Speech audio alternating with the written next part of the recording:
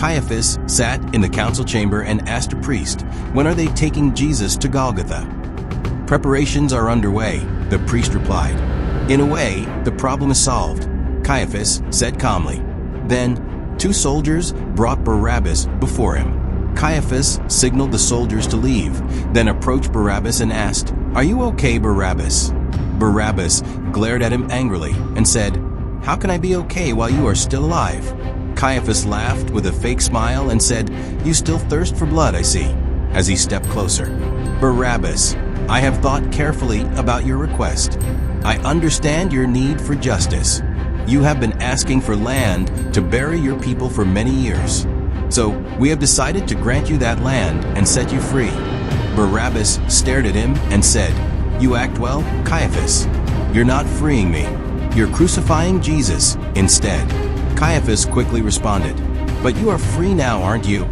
Barabbas shook his head. "Who asked for your freedom? I don't want it. I feel guilty because I was part of my friend's death.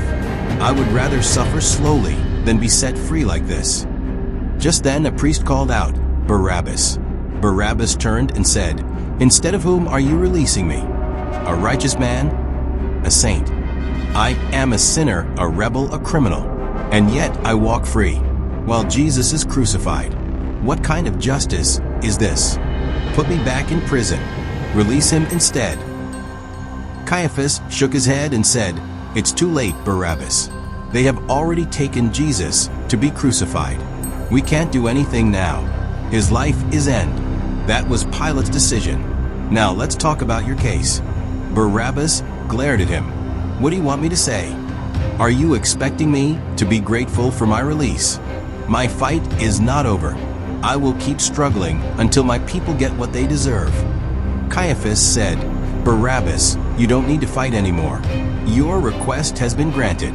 Here is the scroll to claim the land you asked for." Barabbas was surprised. "What? You're giving me the land?" "Yes, this is the burial ground for your people. Get the scroll," he said, extending the scroll. "Did Pilate give me this land?" Barabbas asked, reaching for the scroll. Caiaphas smirked. "No, we bought it ourselves." Barabbas looked shocked. "You bought land for me? That's surprising." Immediately, Caiaphas looked at Barabbas and laughed. "Do you think we're fools who would spend money on you? This land was bought with the 30 pieces of silver given to Judas to betray Jesus. Judas threw the money away and killed himself. We used that money to buy this land." Barabbas hesitated. "So this land was bought with the price of betraying Jesus?" "Yes," Caiaphas said. "It was bought with the price of sin.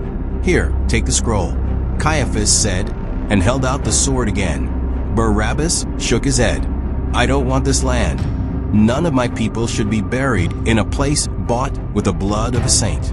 I would rather let wild animals eat their bodies than accept this land." Caiaphas frowned. "Barabbas, don't be foolish. Your people have been asking for this land for years. How much blood have you shed for it? You have fought and shed blood for it. Now think of it this way. The blood of Jesus has also been shed for this land. Take it. Jesus is never returned. If you refuse, you may never get another chance for a burial ground. Take it." Barabbas hesitated, but finally took the scroll, confused. Caiaphas sat back on his throne with a triumphant smile. Barabbas knelt in a corner, staring at the scroll, tears in his eyes.